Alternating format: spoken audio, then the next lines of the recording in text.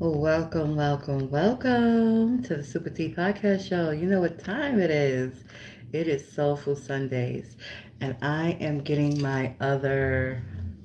This ain't Texas. I'm sorry, I just thought about singing that as soon as I see myself. When your car's down, down, down, down. So pop your legs, sis. Woo! Okay. No, songs randomly come to my mind, right? Who in my way? I don't So see wait. it. Nobody at all. Who can take my place? It can be me. Nobody at all. Who got something to say? Who gonna say it? Everybody. Who gonna say it to my face? Who brave enough? Nobody. Who in my way? I don't see it. Nobody. That's me having fun on TikTok because you know I stream TikTok and I also stream here on YouTube. So I stream on TikTok with my mobile device and I stream on YouTube with my tablet, which is mobile also. My semester is done and I passed all my classes.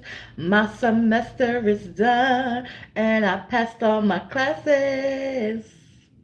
Ooh, I'm moving and the whole thing moving behind me. My semester is done and I passed all my classes. I'm happy about it. I'm really happy. I got an A, B, and a C. A, B, and a C. How can I move like the whole background gotta move? Like, is this how my energy is moving? Like, it just I move. I've been moving stuff. I don't even realize I've been moving stuff. Possibly.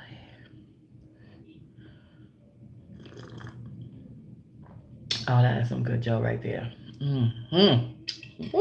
I know what I'm gonna be doing after I drink this Joe, because the house is already clean. I got up and I cleaned the house. I made me some breakfast. I just ate the breakfast, so I waited a while to break my fast. I allowed my body to fast for a while and do whatever muscle repair it needs to do. Um, I feel really good. I feel really good. I don't have that kitty girly feeling like I had yesterday morning, but nonetheless, I still feel good. I still feel grateful. So, if you don't know, we are reading from Joe Dispenza's Breaking the Habit of Being You. Let me see if I can mirror my video here. Awesome. So that way you can see the title of the book here in the TikTok world. If you're coming in and you're going to hang out, even if you don't hang out for a long time, tap the screen, show some love. I'm a brown sister out here just serving the way I serve. Is that okay? I ain't asking y'all motherfuckers permission. It is okay, okay? Anyway, we're in part 2 of the book. Part 2 of the book is Your Brain and Meditation. Welcome, welcome in. It is Soulful Sundays, and I'm going to dive into chapter 6. This book, every time, any book that I'm reading, has timely information for me to apply to my life, like right then and now. And this book, even though I don't pre-read the chapters, and typically I leave the book inside of my studio space, which we're in right now, I took this book with me.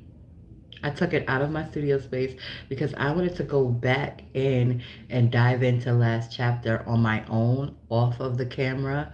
I didn't get a lot of chance to do that because I had finals and projects, things of that sort last week, the last week of school, for the semester that I just successfully finished. However, I just wanted to share that with you all. So I'm going to be sipping my coffee and reading with you all. Again, I'm in chapter 6, Three Brains, Thinking to Doing to Being. It is often useful to compare one's brain to a computer.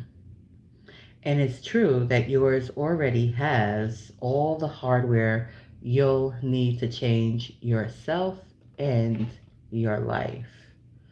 But do you know how best to use it? Do you know how best to install new hardware? I'm sorry, how best to use that hardware to install new software. Picture two computers with identical hardware and software, one in the hands of a tech novice and the other being used by an experienced computer operator. The beginner knows little about what kinds of things a computer can do, let alone how to do them. The intention behind part two, simply put, is to provide pertinent information about the brain so that when you as its operator begin to use the meditative process to change your life, you will know what needs to happen in your brain and in your meditations and why. Change entails new ways of thinking, doing, and being. If you know how to drive a car, then you already experienced probably the most elementary example of thinking, doing, and being. At first, you had to think about every action you took and about all those rules of the road. Later, you became fairly proficient at driving as long as you paid conscious attention to what you were doing. Eventually, you were being a driver. Your conscious mind slid over and became a passenger. And ever since, your subconscious mind has probably occupied the driver's seat most of the time. Driving has has become automatic and second nature to you. Much of what you learn is via this progression from thinking to doing to being, and three areas of the brain facilitate this mode of learning. But did you know that you can also go directly from thinking to being? And it's likely that you already experienced this in your life. Through the meditation that is at the heart of this book, this chapter will give you a prelude. You can go from thinking about the ideal self you want to become straight to being that new self. That is the key to quantum creating. Change all begins with thinking. We can immediately form new neurological connections and circuits that reflect our new thoughts. And nothing gets the brain more excited than when it's learning, assimilating knowledge and experiences. These are aphrodisiacs for the brain. It fondles every signal it receives from our five senses. Every second, it processes billions of bits of data. It analyzes, examines, identifies, extrapolates, classifies, and files information, which it can retrieve for us on an as-needed basis. Truly, the human brain is this planet's ultimate supercomputer. As you recall, the basis for understanding how you can actually change your mind is the concept of hardwiring, how neurons engage in long-term habitual relationships. I've talked about Hebbian learning, which states nerve cells that fire together wire together. Neuroscientists used to think that after childhood, brain structure was relatively immutable, but new findings reveal that many aspects of the brain and nervous system can change structurally and functionally, including learning, memory, and recovery from brain damage throughout adulthood. But the opposite is also true. Nerve cells that no longer fire together no longer wire together. If you don't use it, you lose it. You could even focus conscious through thought to disconnect or unwire unwanted connections. Thus, it's possible to let go of some of the stuff you've been holding on to that colors the way you think and act and feel. The rewired brain will no longer fire according to the circuitry of the past. The gift of neuroplasticity, the brain's ability to rewire and create new circuits at any age as a result of input from the environment and our conscious intentions, is that we can create a new level of mind. There's a sort of neurological out with the old, in with the new, a process that neuroscientists call pruning and sprouting. It's what I call unlearning and learning. And it creates the opportunity for us to rise above our current limitations and to be greater than our conditioning or circumstances, and creating a new habit of being ourselves. We are essentially taking conscious control over what had become an unconscious process of being. Instead of the mind working towards one goal, I'm not going to be an angry person, and the body working towards another, let's stay angry and keep bathing in these familiar chemicals. We want to unify the mind's intent with the body's responses.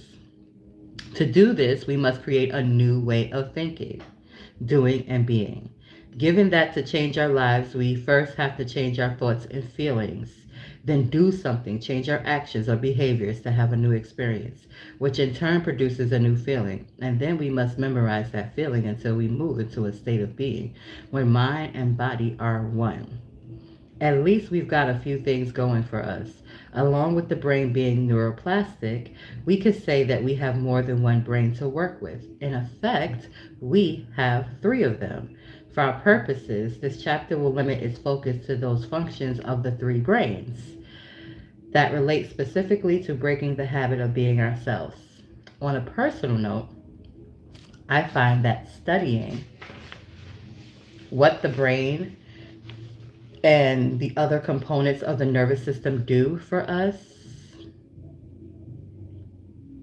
is an endless, fascinating exploration. My first book, Evolve Your Brain, covered this topic in more detail than would serve our purposes here. There's also additional resources for study on my website. Ooh, he got his website up in here. www.drjoe.dispnza.com. And of course, many other excellent publications and websites are available for those who want to learn more about the brain, the mind, and the body. So on my YouTube channel, I will share his website since it's here in the book. I don't even know why I didn't think about that before, but now it has come to mind. So I will do it. So he goes into breaking down the three brains, and he has a diaphragm in here. Let's see if it's showing. So you have the neural cortex right here. Here is the limbic, the midbrain, second brain, tucked nice and deeply in there. Here is the cerebellum back here. Yo, I be seeing, I don't know. Everything is supposed to be inside the skull, right? I swear for God, it be looking like a motherfucking cerebellum be on swole sometimes. Like, why is your cerebellum swollen, sir? What's going on? And this is the whole view of the brain. Don't mind my commentary, people. These are the three brains. I'm going to move over here so whoever is over here can take a look too. Doesn't look like nobody's hanging out in the TikTok's world, but I'm going to stay consistent and come on every week because ain't no telling when it's going to go.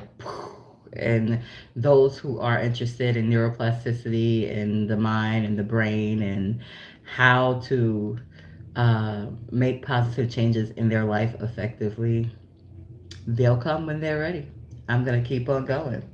Okay, so let's get to the next paragraph. From thinking to doing, the neocortex, sorry, I said neurocortex. I put an R in there. It'll be known to be throwing extra letters into places.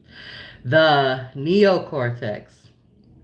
The neocortex processes knowledge, then prompts us to live what we've learned. Our thinking brain is the neocortex.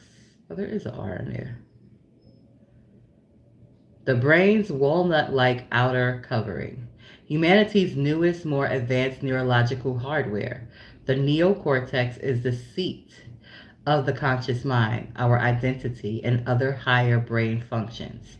The frontal lobe, discussed in earlier chapters, is one of the four parts of the neocortex. Essentially, the neocortex is the brain's architect or designer. It allows you to learn, remember, reason, analyze, plan, create, speculate on possibilities, invent, and communicate. Since this area is where you log sensory data, such as what you see and hear, the neocortex plugs you into external reality. In general, the neocortex processes knowledge and experience. First, you gather knowledge in the form of facts or semantic information, philosophical or theoretical concepts or ideas that you learn intellectually, prompting the neocortex to add new synaptic connections and circuits. Second, once you decide to personalize or apply knowledge you have acquired to demonstrate what you learned, you will invariably create a new experience. This causes patterns of neurons called neural networks to form in the neocortex. These networks reinforce the circulatory of what you learn intellectually.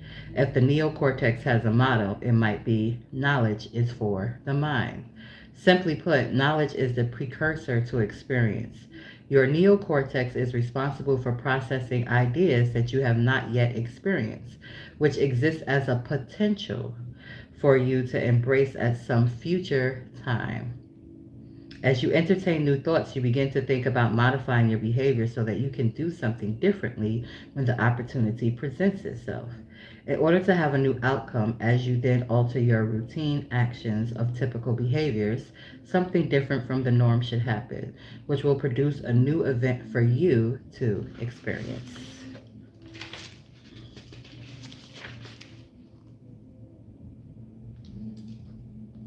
From new events to new emotions, the limbic brain produces chemicals to help us remember experiences. The limbic brain, also known as the mammalian brain, located under the neocortex, is the most highly developed and specialized area of the brain in mammals other than humans, dolphins, and higher primates. Just think of the limbic brain as the chemical brain or the emotional brain. When you're in the midst of that new experience and your senses send a rush of corresponding information from the external world to your neocortex, its neural networks organize them to reflect the event. Thus, experience enriches the brain even further than new knowledge. The moment those networks of neurons fire with a pattern of specific to that new The moment those network of neurons fire with a pattern specific to that new experience, the emotional brain manufactures and releases chemicals in the form of peptides. This chemical cocktail has a specific signature that reflects the emotions you are experiencing in the moment. As you know now, emotions are the end products of experience. A new experience creates a new emotion, which signals new genes in new ways. Thus, emotions signal the body to record the event chemically, and you begin to embody what you are learning. Excuse me, I'm about to sip some of my coffee.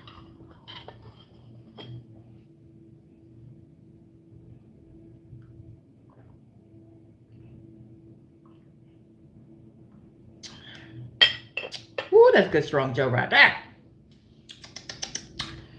Good strong Joe. In the process, the limbic brain assists in forming long-term memories. You can remember any experience better because you can recall how you felt emotionally while the event was occurring. The neocortex and limbic brain together enable us to form declarative memories, meaning that we can declare what we've learned or experienced. You can see then how we are marked emotionally by highly charged experiences.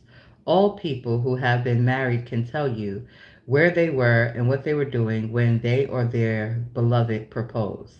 Perhaps they were eating a great meal on the patio of their favorite restaurant, feeling the balmy breezes of that summer night and enjoying the sunset while the strains of Mozart played softly in the background, when their dinner partner got down on one knee and held out a little black box. The combination of everything they were experiencing in that moment made them feel very different from their normal self.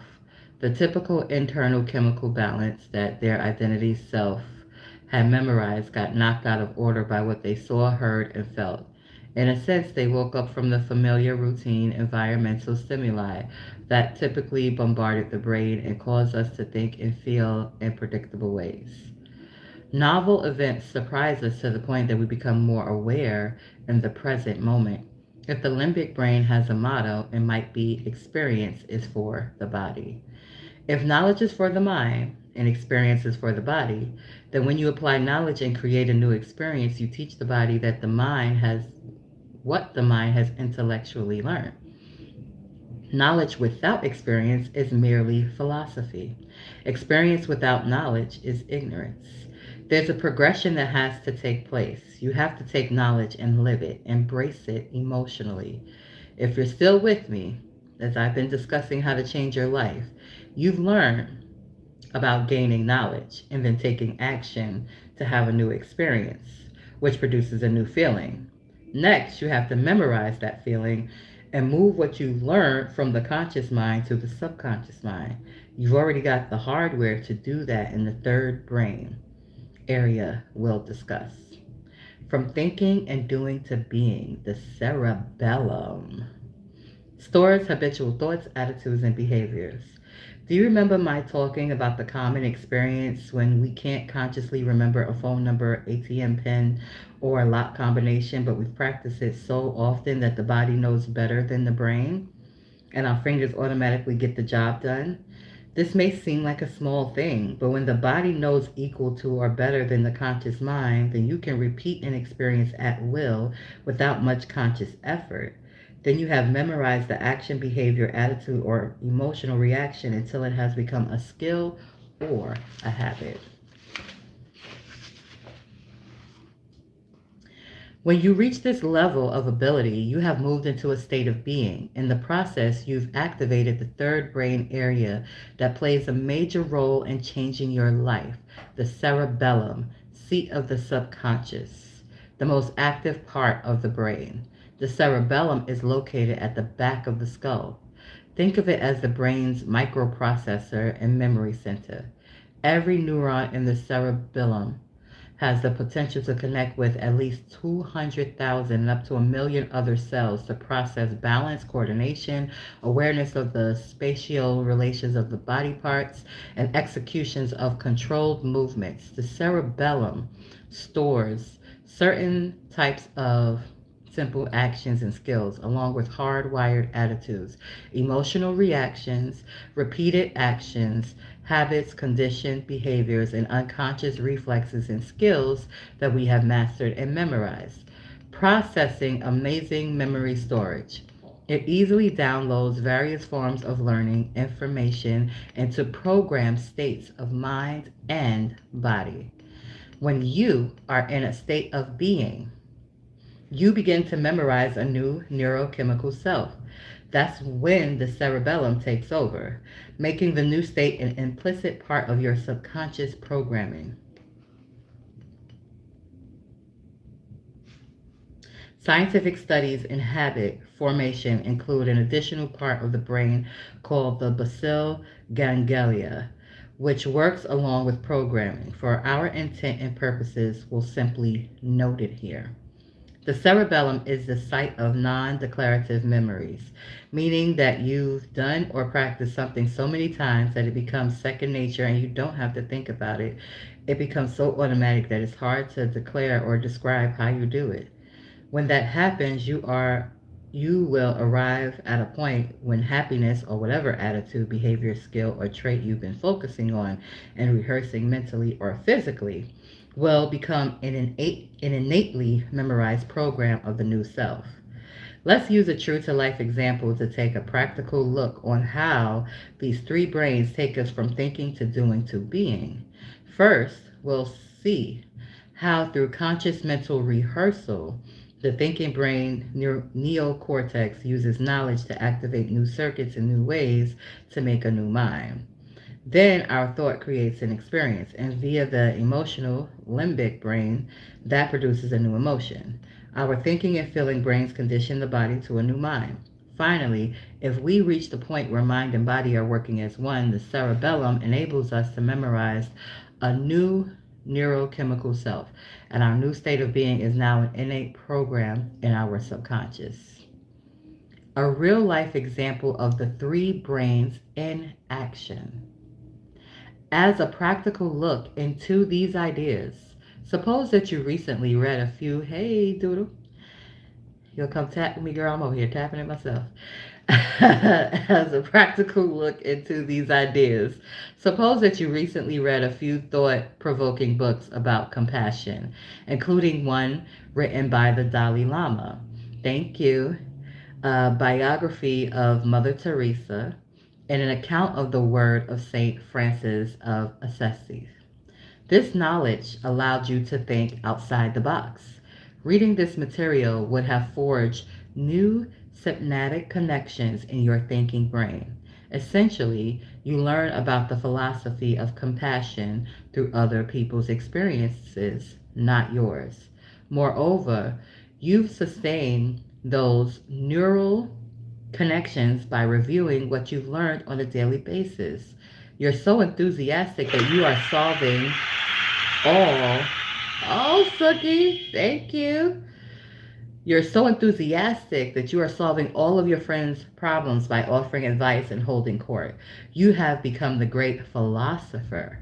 Intellectually, you know your stuff. As you're driving home from work, your spouse calls to say that you've been invited to dinner with your mother-in-law in 3 days. You pull off the road, and already you're thinking about how you have disliked your mother-in-law intensely ever since she hurt your feelings 10 years ago. Soon, you've got a mental laundry list. You never liked her opinionated way of talking, how she interrupts others, how she smells, even how she cooks. Whenever you're around her, your heart races, your jaw tightens, your face and body are tense, you feel jittery, and you just want to jump up and leave. Still sitting in your car, you remember those books on the philosophy of compassion, and you think about what you learned theoretically. It occurs to you, maybe if I try to apply what I read in those books, I might have a new experience of my mother-in-law. What did I learn that I could personalize to change the outcome of this dinner? When you contemplate applying that understanding with your mother-in-law, something wonderful begins to happen. You decide not to react to her with your typical set of automatic programs. Instead, you begin to think about who you no longer want to be and who you want to be instead. You ask yourself, how do I not want to feel? And how am I not going to act when I see her? Your frontal lobe begins to cool off. The neural circuits that are connected to the old you, you're starting to unwire or prune away that old you from functioning as an identity. You could say that because your brain isn't firing in the same way, you're no longer creating the same mind. Then you review what the book said to help you plan how you want to think, feel, and act towards your mother-in-law. You ask yourself, how can I modify my behavior, my actions, and my reactions so my new experience leads to a new feeling?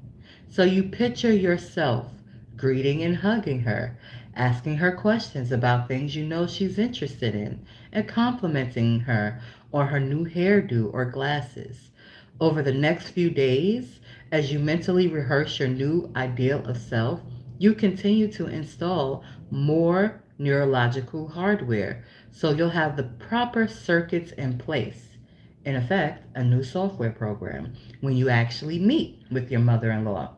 For most of us, to go from thinking to doing is like inspiring snails to pick up the pace. We want to stay in the intellectual, philosophical realm of our reality. We like to identify with the memorized, recognizable feeling of our familiar self.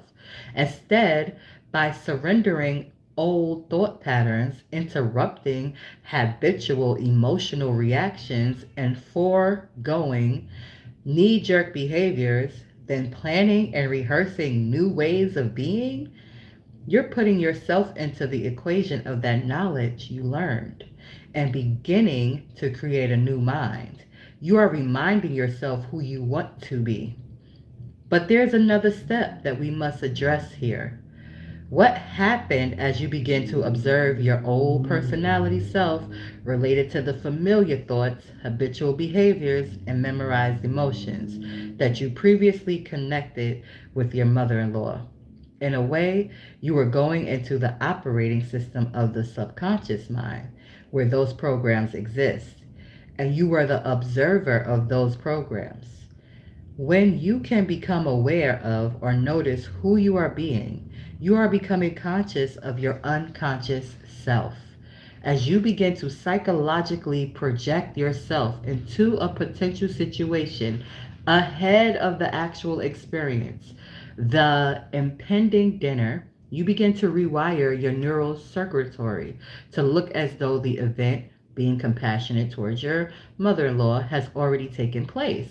Once those new neural networks begin to fire in unison, your brain creates a picture, a vision model of what I call a hologram, a multidimensional image, representing the ideal self that you were focused on being. The instant this happens, you made what you were thinking about more real than anything else. Your brain captured the thought as the experience and upscaled its gray matter to look as though the experience has already occurred. Embodying knowledge through experience, teaching the body what the mind has learned. I'm going to take a pause right there. Who's in here? Okay, I don't know how to say that word. Intern Zion. Welcome, welcome, welcome, welcome, welcome. I appreciate you. Doodle, doodle.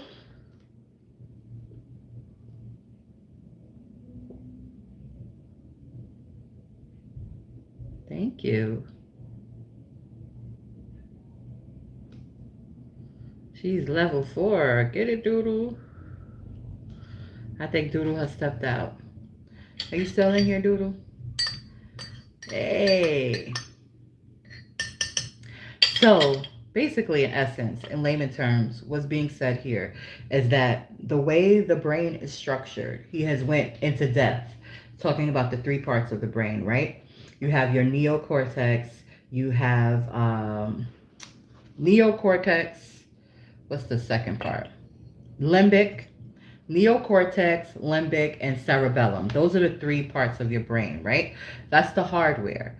And basically, what Dr. Joe Dispenza is explaining with that real life example, and he went into details of, is that you have the ability to not just get the information. Getting the information is it going into your neocortex, but actually implementing it takes you out of being a philosopher, somebody who just has the information, to somebody who's actually applying the information, doing the activities and the habits that they have learned about. And then the next step is being, because you do it so much that your body remembers it and it does it automatically. And that's how we have the habits that we have in life. That's how we are the people we are. That's how we have the personalities we are. And if we're going to develop better versions of ourselves and become better at being us, each individual, we have to go through the process.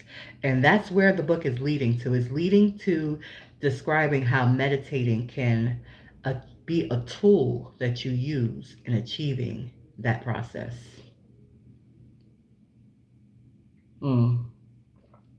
Forgive me, that goal. This coffee's so strong and good. Coffee is not something I drink every day, but when I do have it, woo, I enjoy it. All right, let's get back into the book. Embodying knowledge through experience, teaching the body what the mind has learned. Soon it's game time, and you find yourself sitting at dinner, face to face with good old mom. Instead of knee-jerking when her typical behaviors manifest, you stay conscious, remembering what you've learned, and decide to try it out. Rather than judging, attacking, or feeling animosity towards her, you do something completely different for yourself. If you're just jumping in, you're going to have to just catch the replay, which will be on YouTube.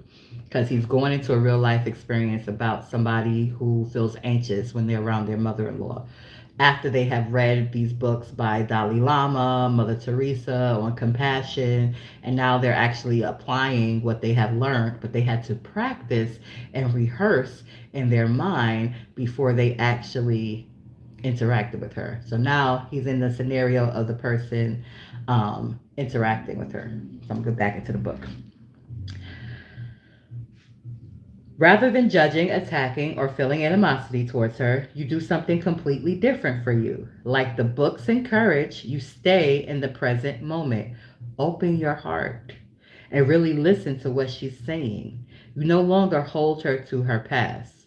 Lo and behold, you modify your behavior and restrain your impulsive emotional reactions, thereby creating a new experience with your mother-in-law.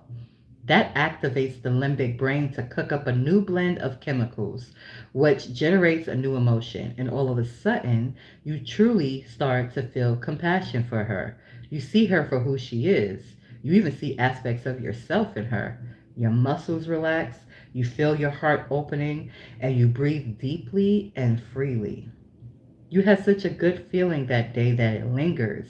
Now you're inspired and open-minded, and you find that you truly love your mother-in-law. As you couple your new internal feelings of goodwill and love with this person and your external reality, you connect compassion with your mother-in-law. You form a new associative memory. Ooh, getting to the juicy parts. Once you begin to feel the emotion of compassion, in a sense, you chemically instruct your body that what your mind philosophically knew, and that activated and modified some of your genes. Now you've gone from thinking to doing. Your behaviors match your conscious intentions. Your actions are equal to your thoughts. Mind and body are aligned and working together. You did exactly what those people did in those books. So by intellectually learning compassion with your brain and mind, then demonstrating this ideal in your environment through experience, you embody this elevated feeling. You just condition your body to a new mind of compassion. Your mind and body are working together. You embodied compassion. In a sense, the word has become flesh. Excuse me. Two brains have taken you from thinking to doing, but can you create a state of being? From your efforts to embody compassion, you now have your neocortex and limbic brain working together. You're out of the box of the familiar, habitual memorized self, which operates within a set of automatic programs. And you're in a new thinking and feeling cycle. You have experienced how compassion feels. You like it better than covert hostility, rejection, and suppressed anger. Hold on, though. You are not yet ready for sainthood. It's not enough to have mind and body working together one time. That got you from thinking to doing, but can you reproduce that feeling of compassion at will? Can you repeatedly embody compassion independent of conditions in your environment so that no person or situation could ever create that old state of being in you again? Woo!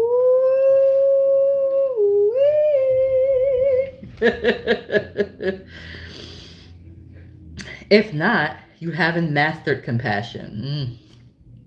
Clock, clock, clock, clock, clock, clock, clock. Sister Girl is on self-mastery. That's the chapter I am at in my personal life right now, okay? My definition of mastery is that our internal chemical state is greater than anything in our external world. Greater than anything. Anything. I say that again. Greater than anything. Anything. Let me say it one more time. Greater than anything. Anything in our external, okay? You are a master when you've conditioned yourself with chosen thoughts and feelings. You've memorized desired emotional chemical states, and nothing in your external life deters you from your aims. No person, that I need this word today. Hallelujah. No thing that I needed it. No experience at any time or place should disrupt your internal chemical coherence. I want to say that again. You are a master when you've conditioned yourself. When you've conditioned yourself, not nobody else conditioned you. You've conditioned yourself with chosen thoughts and feelings. You've memorized desired emotional chemical states, and nothing in your external life deters you from your aims. If that ain't self-determination, I don't know what is. No person, no thing, and no experience at any time or place should disrupt your internal chemical coherence. You can think, act, and feel differently whenever you choose. I'm going to read the latter part of that paragraph again because I need it to go inside of my subconscious, because I'm always self-reflecting. If you watch any of my things on YouTube, that's where all of my recorded podcast episodes are. I'll be like, okay, I've grown. I've self-reflected, and I've grown, and I'm proud of my growth, and I still have growth to do. What's this? I still have growth to do, right? I'm working towards mastery because I allowed I allowed myself to be in a state that I did not want to be in within myself, based on something external, someone external. And I have to get to that space where that is not how I am engaging with folks, because I have a duty and I have a purpose here on this freaking planet, and it is not to conform. It is not to be molded into what someone else may see the ideal potential of me being. That's not what I'm here for. That's not why I have incarnated. That is not why I am who I am. But I must master myself to really be efficient. I have efficiency, but to really be efficiency on a greater scale, I must master all parts of myself. And this book is helping to develop that. It's not just helping me develop a better me. It is being a tool to assist me in mastering myself. So I'm going to read that latter part of that paragraph one more again. You are a master when you've conditioned yourself with chosen thoughts and feelings. You've memorized desired emotional chemical states, and nothing in your external life deters you from your aims. No person, no thing, no experience at any time or place should disrupt your internal chemical coherence. What does that mean? What's your internal chemical coherence? How you feeling? Ain't nobody should disrupt how you feeling. If you like, oh, you get up in the morning, oh, I feel good. Oh, my intention is to feel good all day long. Whatever you experience should not deter how you are feeling. And even if you have a moment, back it back up. Back it up. Back it up. Don't go into the pre to your past you. You knew. But you have to rehearse to be prepared. And that's the part that I have been missing in my personal life. I have not been rehearsing. I don't be rehearsing. at all. I don't even like I think of certain things, but I don't be thinking of every little thing. Like they like the example that it went into about this hypothetical person going to see their mother-in-law that they don't like and da da da da. I don't be doing that. But I have the opportunity to do that. And I'm glad that I have the opportunity to do that. Because I'm gonna do it. I'm gonna be hurt. I don't and it is weird because it's it's an individual I don't know. I've only interacted with them in one arena, um, but there was a conflict, and I mean, the more, and I don't think about it a lot, but I do kind of revisit, and I did make a decision, even though I didn't make a decision to rehearse. I did make a decision that I was going to just show compassion and just see them in the way I want to see them and not in the way that I emotionally responded to things they were doing. Because the things that they were doing, I don't even believe they were like doing it intentionally. I almost think that they were like, um, I hate to use the word puppet, but I don't know another word to use. But I almost feel like they were being puppeted because there were moments, there were just moments with me and this other person, this sister, me and this sister, and I felt really deep compassion. Like I almost felt like she was stuck. She never said it to me, but I felt like she was stuck. And I felt compassionate towards her, and I was just like, "Girl, don't be stuck. Be free." Y'all don't know by now, I'm the modern day Harriet motherfucking Tubman motherfuckers. Free my people, let my people go.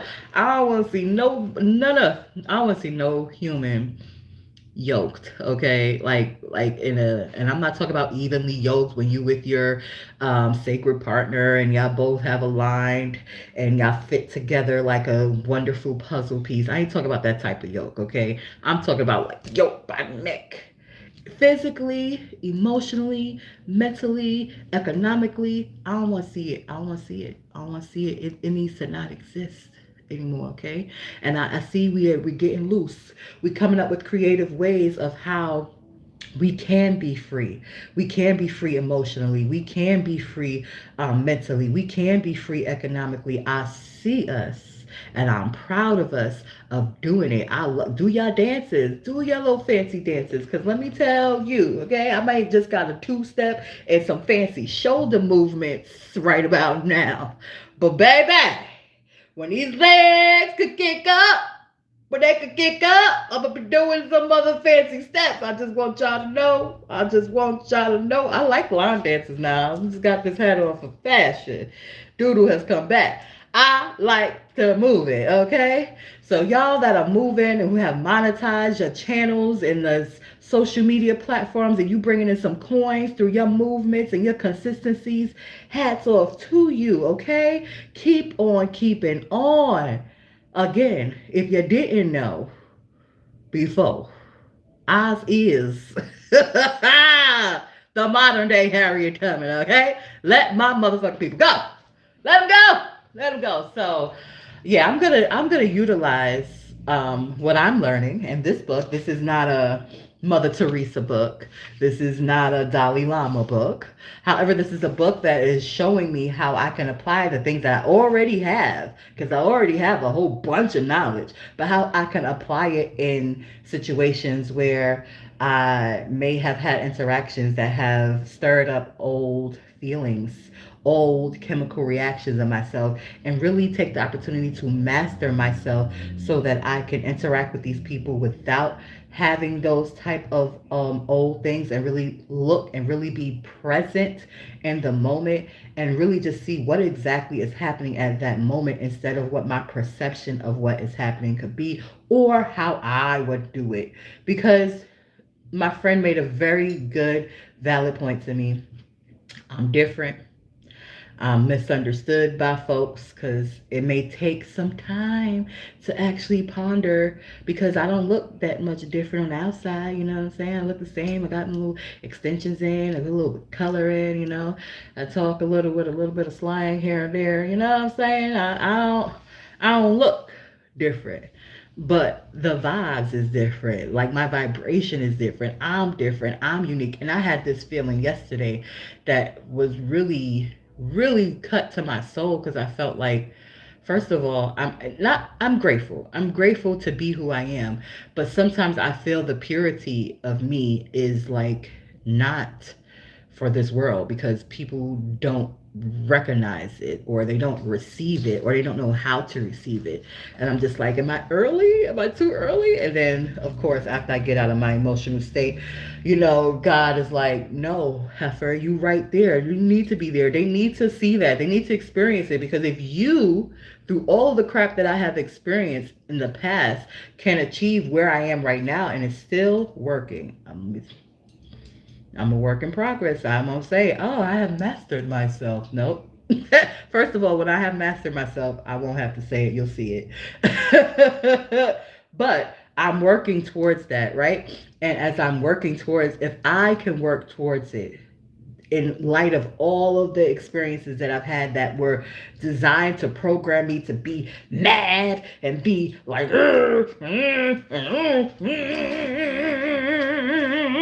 if I could do that, right?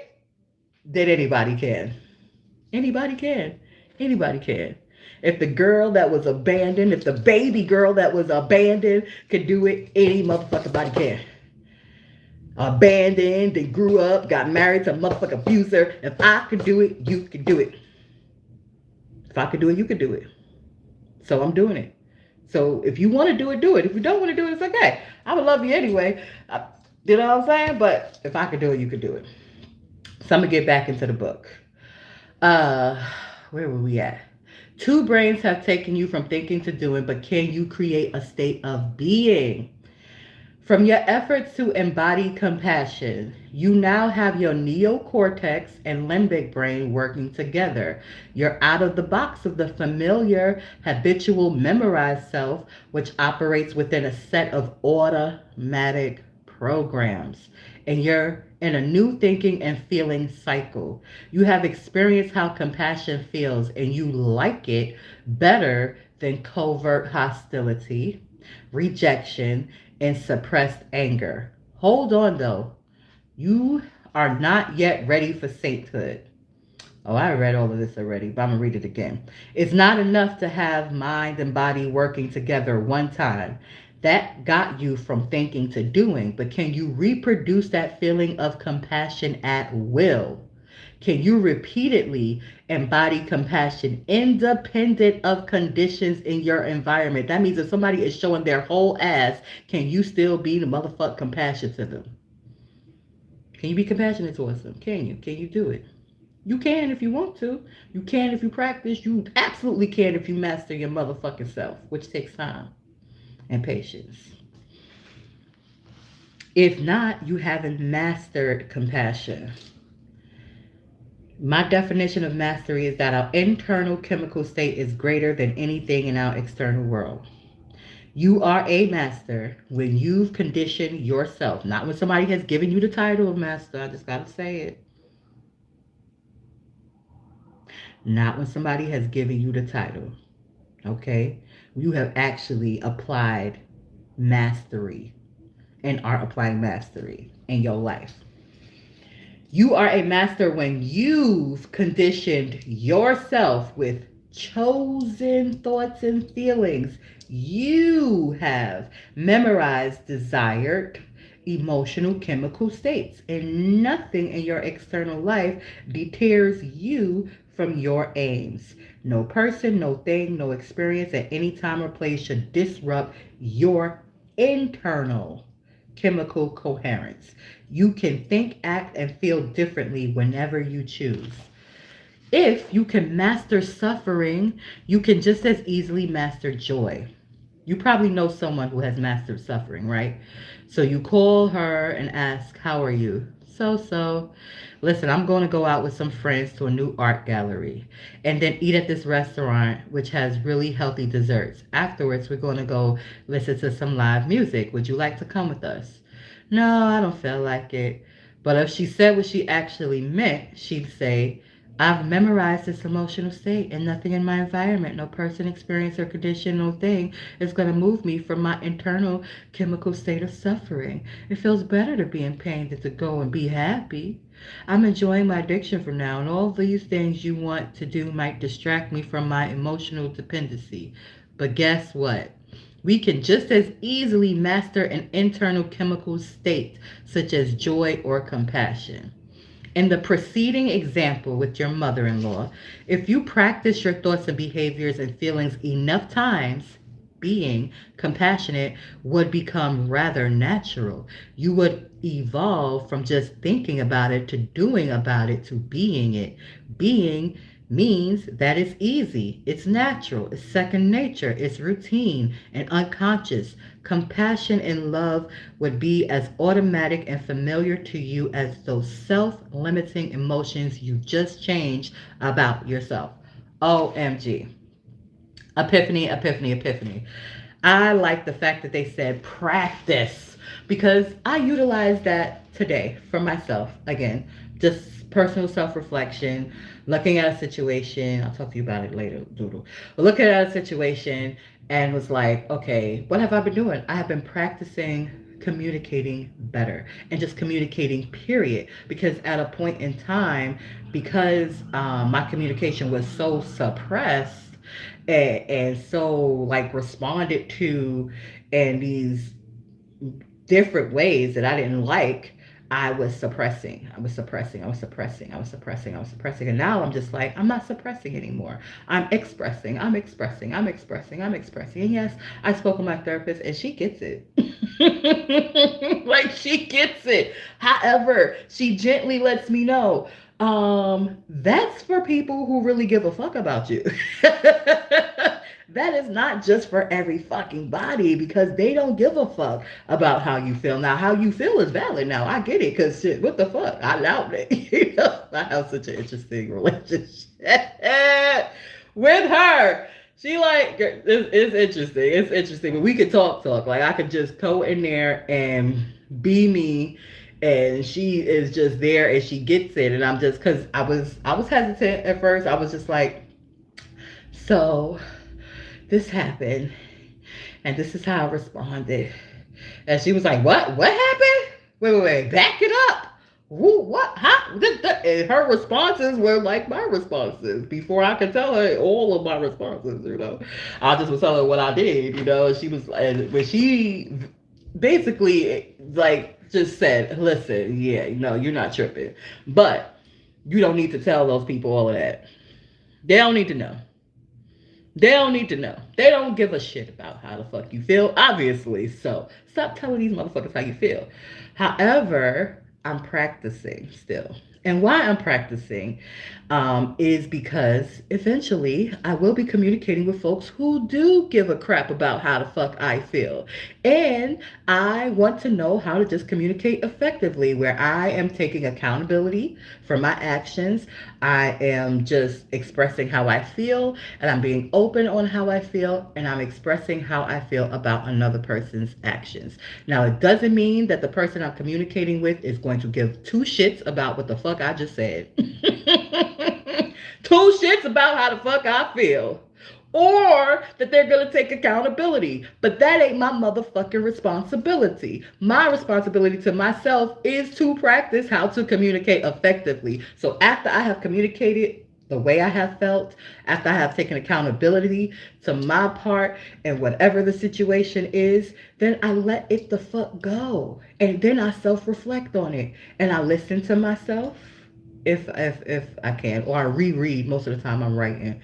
I reread what the fuck I wrote, and I'll be like, was I out of line? Was I out of? And I'm like, no, I was honest. I was honest. And then I clarify because I communicated something the other day, and not the other day, yesterday, and somebody thought I was chastising them, and I was like, I wasn't chastising you just because I said something could have been handled better. That's just how I felt. I felt it could have been handled better. And I didn't go further and say I would have handled it better. I just said, listen, this is how I feel. How I feel is not me chastising you. How I feel It's just me being me. Now I get that some people misunderstand me, and that's just what it is. But I'm still gonna be me. So hopefully I have clarified that I ain't trying to chastise you. And left it the fuck like that, okay? And I gotta tap myself on the motherfucking shoulder for this. And then I express more. Like, okay, I don't just see you as some fucked up person. I didn't say it like that, but that's how I'm gonna say it here on my channel. I appreciate these positive aspects. This positive aspect A, this positive aspect B. And I don't really care about a person's title or whatever. I care about a person's character. And that's why I respect and admire you, because of the characteristics that you have exemplified in front of me. Left it alone. Left it alone. I'm proud of my motherfucking self. It felt good to be open and to be communicating. And today I got up and it was a little bit on my mind, and I said, well, fuck it. I just am practicing how to communicate effectively. It is not my responsibility whether somebody receives it correctly, how they receive it. I'm doing my best and I am practicing. And so to see that here in this chapter, like, hey, you got to practice being the fuck and doing things the way you want to do them in a successful way, is just confirmation. Like, oh, you can't come at me and be like, oh, you was just practicing on me. You really mean it. No, don't twist this shit, motherfucker. Don't twist it, sir. How about you self-reflect? How about you take a moment and self-reflect? Self-reflection is good and healthy for everybody. I don't care who you are. I don't care if you are the senator. I don't care if you are the mayor. I don't care if you are the Pope. I don't care if you are. I don't care who you are.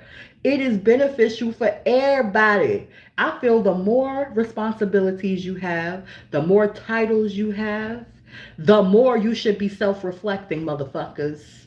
That's how the fuck I feel. That's how the fuck I feel. And it's the truth. Let's get back to the book. Oh, I did a lot of profanity on Soulful Sunday. Pardon me.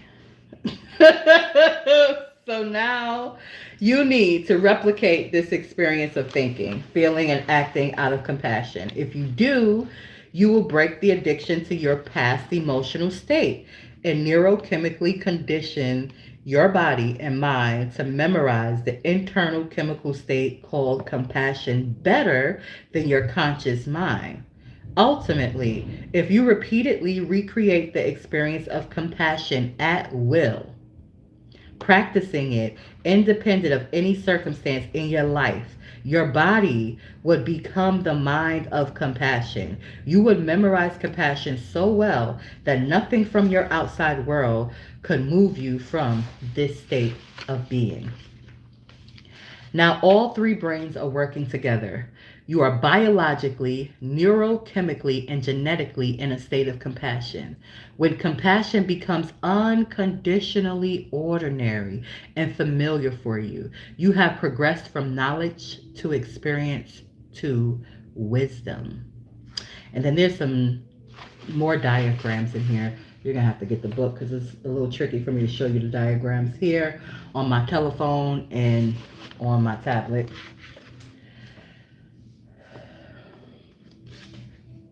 But it's basically breaking down. So this diagram right here is showing the memory systems of the brain. The declarative, the explicit memories, going into non-declarative. So basically going into doing to being. Being is automatic. And again, they utilize the driving a car as a perfect example, because when you're learning to drive a car, you're thinking, okay, my foot got to be here on the gas, and then go here to brake, and then I got to put up the signal if I want to make this turn. I got to put the signal this way if I want to make that turn. Put it down if I want to make that turn. You know what I'm saying? So you're thinking, but after you do it enough times, doing it, so you go from thinking to doing to being, and that is how you create whoever you want to freaking be. First you thinking about it, then you doing it, and then you it. And there's processes in between, but that's it in a nutshell. Wisdom is accumulated knowledge that has been gained through repeated experience. And when being compassionate is as natural as suffering, judging, blaming, or being frustrated, negative, or insecure, now we are wise. We are liberated to seize new opportunities because somehow life seems to organize itself. Excuse me. Life seems to organize itself equal to how or who we are being. You hear that part? Life seems to organize itself. So what the heck does that really mean? That means as you change your state of being, it's a process, it's not an overnight thing. But as you change your state of being, the shit around you gonna change too. If you change you, the stuff around you, yes, it works. I'm proof. I'm living it. I ain't just reading it. Okay? I'm doing it. It's happening. Okay? It's happening. Going from thinking to doing to being is a progression that we've all experienced many times. Whether it was when we learned to be a driver, a skier, a knitter, or a person to whom speaking a second language has become second nature. Now, let's talk about one of evolution's great gifts to us as humans, the ability to go from thinking to being without taking any physical action. Said another way, we can create a new state of being ahead of having an actual material experience. We do this all the time, and it's not a case of fake it till you make it. For example, you have a sexual fantasy in which you inwardly experience all the thoughts, feelings, and actions you look forward to when your partner returns from a trip.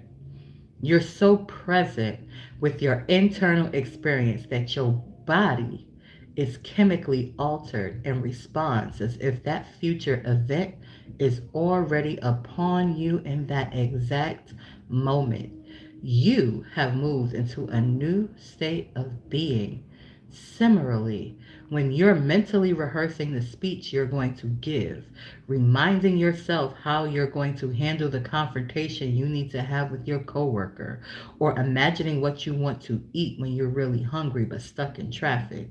And in each case, you're thinking about that to the exclusion of everything else, your body will begin to psychologically move into a state of being just by thought alone. Okay, but how far can you take this? Through thinking and feeling alone, can you finally be the person you want to be? Can you create and live a chosen reality? As my daughter did, he talked about his daughter earlier in the book. When she experienced the summer job of her dreams, that's where meditation comes in. People use meditative techniques for a lot of reasons, as you know. In this book, you will learn a special meditation designed for a specific purpose to help you overcome the habit of being yourself and become that ideal self you desire. Through the remainder of this chapter, we'll connect some of the knowledge we've covered up to now with the meditation you'll soon learn. Whenever I discuss meditation or the meditative process, I will be referring to the process that will be our focus in part 3. He got that in some commas. Right now we're in the first chapter of part 2, which is chapter 6. Meditation allows us to change our brains, bodies, and state of being. Most important, we can make these changes without having to take any physical action or having any interaction with the external environment. Through meditation, we can install the necessary neurological hardware that will become a software program, just as those piano players did.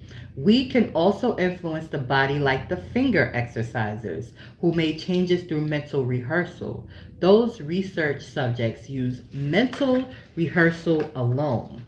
But for our purposes, it is one component of the meditative process, albeit a very important one. If I asked you to think about the qualities that your ideal self would possess, Or if I suggested that you contemplate what it would feel like to be a person of greatness, such as Mother Teresa, or Nelson Mandela, then just by contemplating a new way of being, you would begin firing your brain in new ways and making a new mind.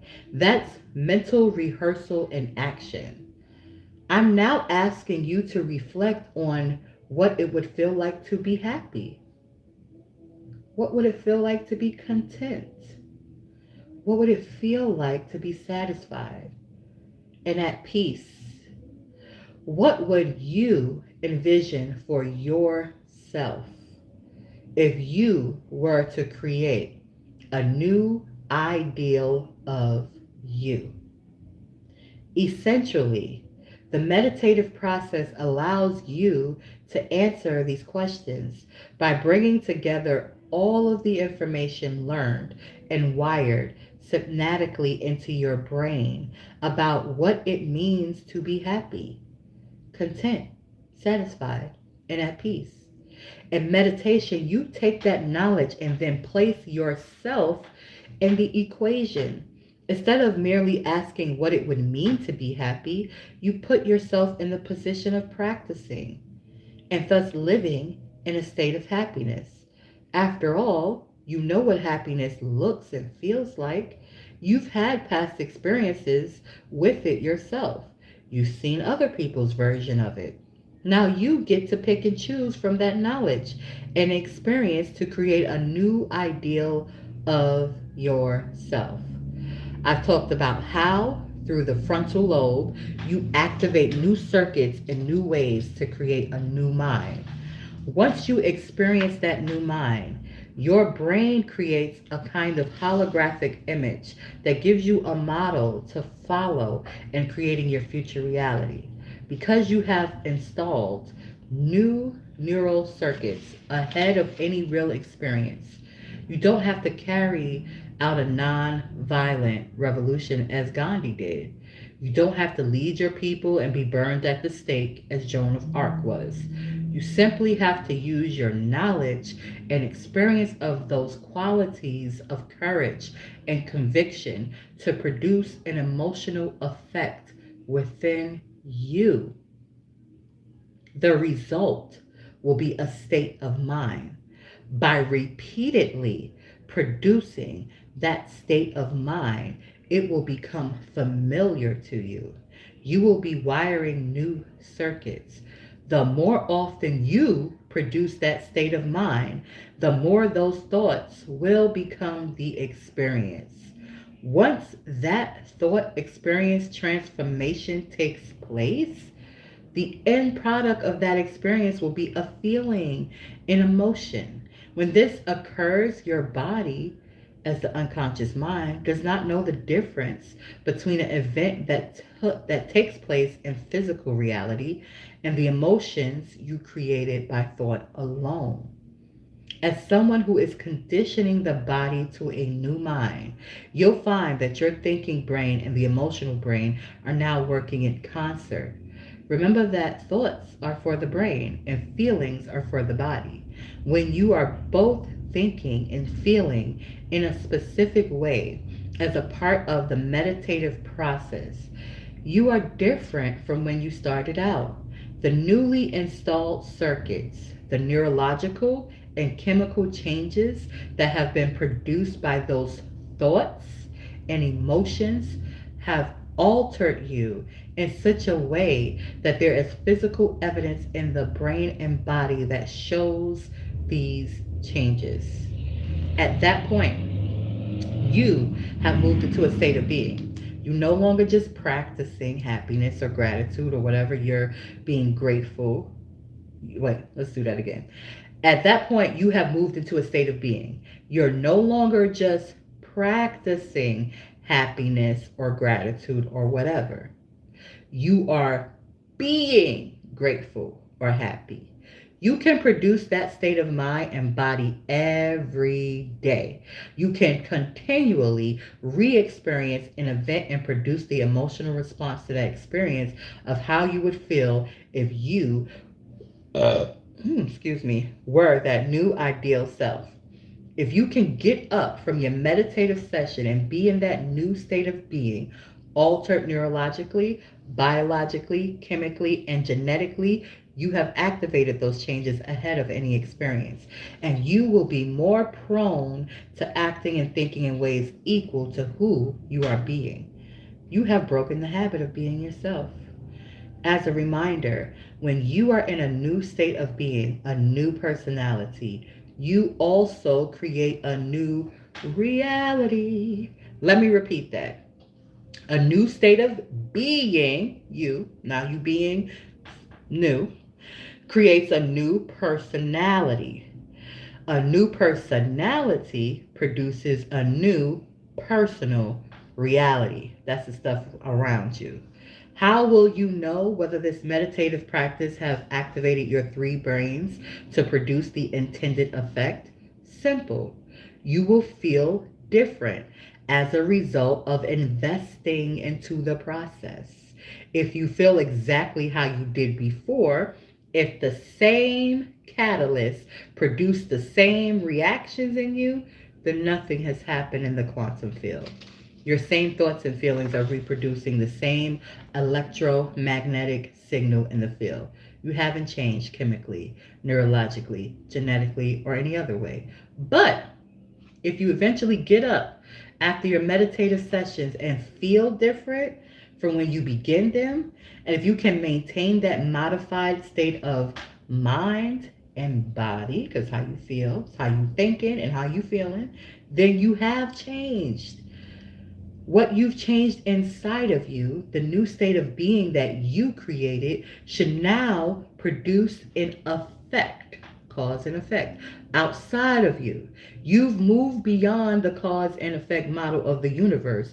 That old Newtonian concept of something external, that means something on the outside, is the cause of the effect of how you're feeling. Instead, you have reversed it, basically, because now you are the cause of the effects that are around you and in your life and in your experiences. That old Newtonian concept of something external to you controlling your thoughts, something outside of you controlling your thoughts, your actions, and your emotions, it ain't happening no more. Because now you are controlling what the hell is happening outside of you instead of what's happening outside of you being the cause of the effect of how you feel. You are changing who you are, your personality. When you are changing your personality, your personal reality, what's going on the outside of you is going to change. I am witnessing it. Like I am this, all of this is witness of it, of work that I have done and I've been doing, and it's true. You got to do it. To just learn about it is just philosophy. It's just information in your head, unless you are actually practicing and actually doing what it takes and required to create a new version of yourself. You're gonna have the same reactions. You haven't changed anything. But if you want to change the shit that's happening outside of you, the key to it is changing what's happening inside of you. When what you've changed inside of you, the new state of being that you've created, should produce an effect outside of you. Okay, that's the same paragraph. Let's get to the next one. You will also know that your meditation has been fruitful if something unexpected and new serendipitously shows up in your life as a result of your efforts.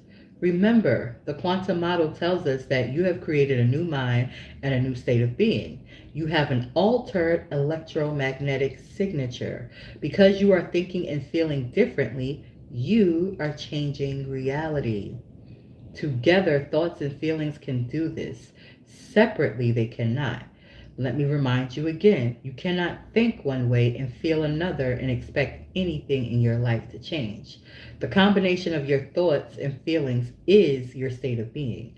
Change your state of being and change your reality. That's how freaking powerful we are. It really, really is. And people don't want us to know that shit. They want to control us. They don't want us to be controlling ourselves and controlling our lives. But guess what? That's how the fuck, excuse my language, but it's the truth. That's how things are going to get better. Things are going to get better when we change who we are internally and we say, nah, what's going on out there is not going to affect how I'm feeling in here. That doesn't take away from your humanity. That doesn't mean that you ignore what's going on. You're aware of what's going on. You even prepared for what's going on, what could go on, but you're not constantly in a state of mind where you're anxious. You're not constantly in a state of mind where you're just on defense. It's just like, listen, this is how I want my life to be. And you take your power back of who you are and you govern yourself. There's no, yes, we have police and yes, we have governments and yes, we have all of these different systems in place, but there is nobody that is policing your freaking thoughts. Now they try to, but you can control that. This device that we're on right now, if you got stuff coming across your daggone time feed that you don't want to motherfucking see, press that little X, boom, it'll stop showing it to you. Because guess what? They don't give a fuck what you're looking at. They just want the fuck you to be on the shit. Because if you're on here excessively, you're not thinking for yourself. You're getting fed thoughts. You're getting fed thoughts from what the fuck you see. The shit's just going straight into your mind, straight into your mind. You have a reaction to it. You're not putting out. You're receiving in. But you can control that. You can turn this motherfucker off. You can press that X, because then it will not show you that stuff that is bringing up emotions that you don't want to feel.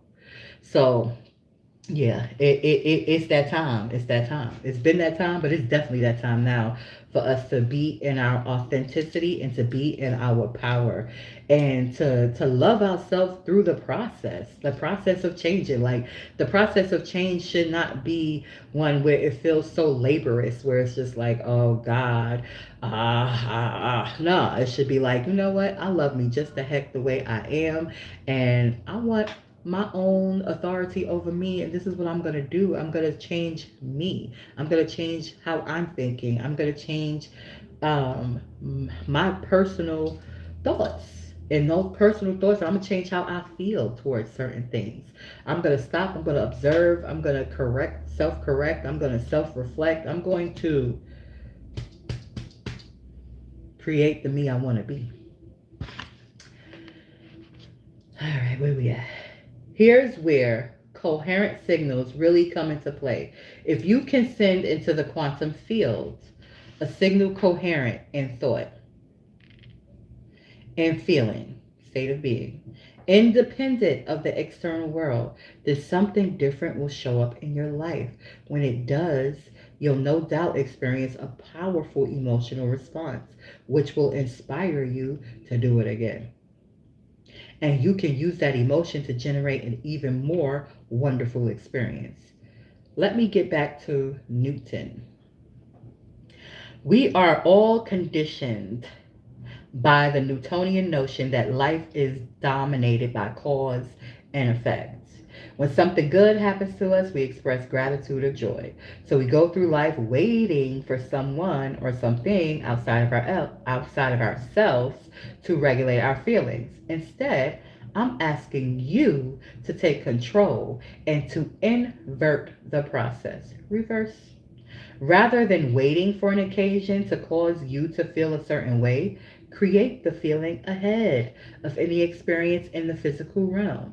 Convince your body emotionally that a gratitude generating experience has already taken place.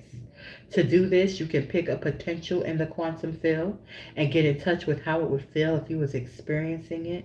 I'm asking you to use thought and feeling to put yourself in the shoes of that future self, that possible you, so vividly that you begin to emotionally condition your body to believe that you are that person now. When you open your eyes after your meditative session, Who do you want to be?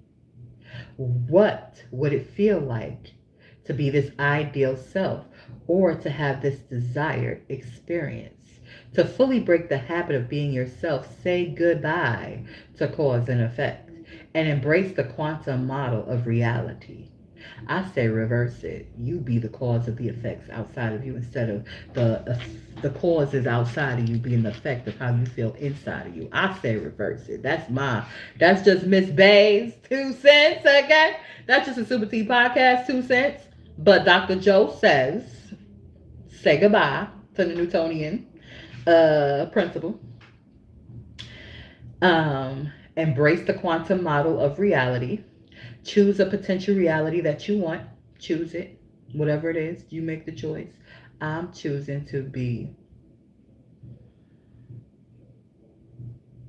very wealthy, very healthy, and very wealthy, and very happy. That's my personal choices. That's my personal choices for me. That's my choices for me. I live it in my thoughts. That's why I be happy. And I feel it in my body. And I give thanks ahead of time of the actual events. Can you accept the notion that once you change your internal state, you don't need the external world to provide you with a reason to feel joy, gratitude, appreciation, or any other elevated emotion? You can feel it right in your own personal space. You don't need nothing from the outside to make you feel good and grateful. You could be grateful just thinking like, how would it feel to have total freedom economically, move around how I want to move around? How would that feel? That would feel pretty good. That would feel pretty good. Can you accept the notion that once you change your internal state, you don't need the external world to provide you with a reason to feel joy, gratitude, appreciation, or any other elevated emotion? When your body experiences that the event is occurring in that moment and it feels real to you, based solely on what you're focused on mentally and feeling emotionally, then you are experiencing the future now. This is how this man healed his body after an accident that could have been tragic and could have paralyzed him. He literally began to imagine and feel in his body as if his body was healed already. And then as he got himself to that state of being, he began to slowly do the movements, take the supplements that support it. But it happened internally before it happened externally for him. Read about Dr. Joe Dispenza. If you're looking at my, there's nobody over there into my TikTok. So I'm just going to come and talk to you YouTube people. Go to his website. It will be in the description. Also, my ebook will be there as well. It's another tool to assist you, and it's very, very reasonable because I want this information to be accessible to everybody, for real, for real. So, yeah, I have created tools to assist in this process. It's a journal and it's an ebook, and I will continue to create tools to assist in this process. However, research. Do some research. Do your own research about this brother, about this man right here, Dr. Joe Dispenza. When your body experiences that the event is occurring in the moment and it feels real to you based solely on what you're focused on mentally and feeling emotionally, then you are experiencing that reality now.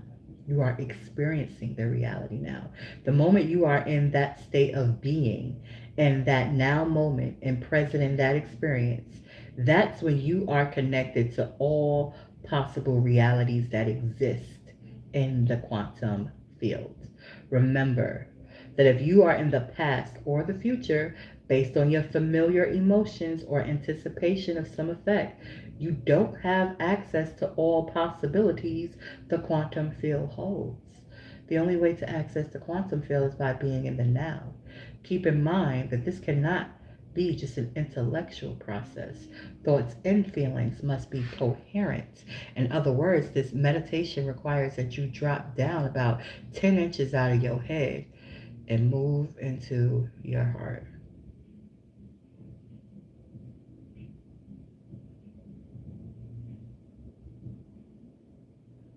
I had to pause right there. Because I've been operating from that space for quite some time.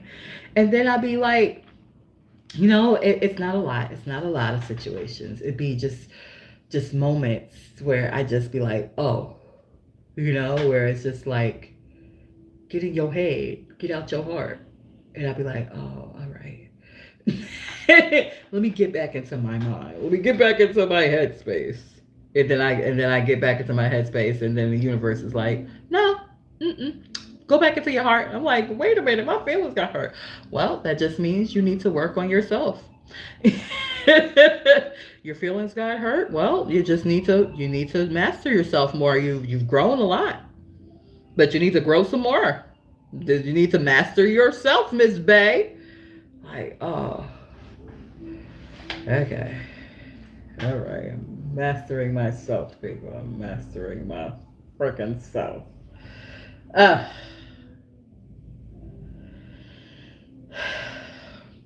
Keep in mind, this cannot, okay, we got that. Open your heart and think about how it would feel if you embodied a combination of all the traits you admire, and then make up your ideal self. You may object that you cannot know how it would feel because you've never experienced what it's like to have those traits and to be that ideal self. My response is that your body can experience this before you've had any physical evidence ahead of your senses. If a future desire that you've never actually experienced does manifest in your life, you'd have to agree that you would experience an elevated emotion, such as joy, excitement, or gratitude. So those emotions are what you can naturally focus on, just the feelings. Instead of being enslaved to emotions that are only the residue of the past, you are now using elevated emotions to create the future. The elevated emotions of gratitude, love, and so forth all have a higher frequency that will help you move into a state of being where you can feel as though the desired events have actually occurred. If you are in a state of greatness, then the signal you send into the quantum field is that the events have already come to pass. Giving thanks allows you to emotionally condition your body to believe that what is producing your gratitude has already happened. By activating and coordinating your three brains, meditation allows you to move from thinking to being. And once you are in a new state of being, you are more prone to act and think equal to who you are being. Perhaps you've wondered why it may be hard to move into a state of gratitude or to give thanks ahead of an actual experience. It is possible that you've been living by a memorized emotion that has become so much part of your identity on a subconscious level that now you cannot feel any other way than you're accustomed to. If so, maybe your identity has become a matter of how you appear to the world on the outside to distract you and change how you feel on the inside. In the next chapter, we're going to examine how to close that gap and bring about true, oh, this is a word I love, liberation, liberation, liberation. When you can readily feel gratitude or joy or fall in love with the future without needing any person, thing, or experience to cause you to feel that way,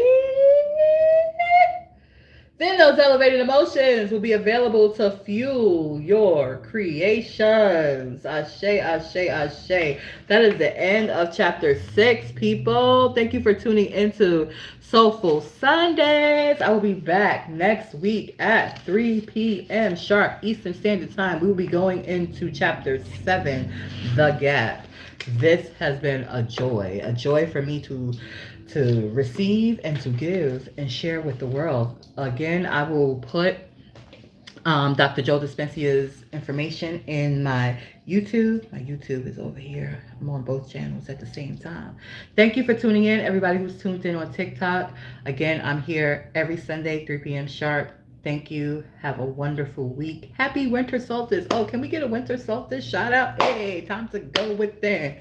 Reflect and go within. Reflect and go within. Hey.